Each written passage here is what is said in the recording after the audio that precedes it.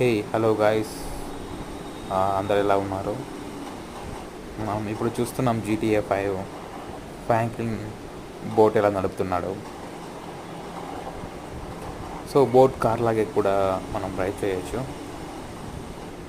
But మనము left and right move చేసేటప్పుడు కొద్దిగా లేట్గా టర్న్ అవుతుంది. టర్నింగ్ ప్రాసెస్ కొంచెం లేట్గా ఉండొచ్చు.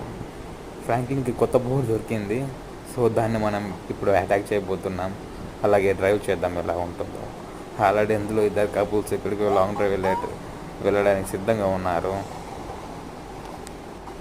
ఏదైతే బోట్ వెళ్ళిపోతుంది, ఎలాగైనా సరే మనం పట్టుకోవాల్సిందే, బోట్ని నడపాల్సిందే.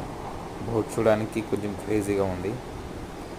ఎక్స్క్యూజ్ మీ, నేను నడపచ్చా? ఓ షట్, ఎందుకు తోసేసాం అనవసరంగా.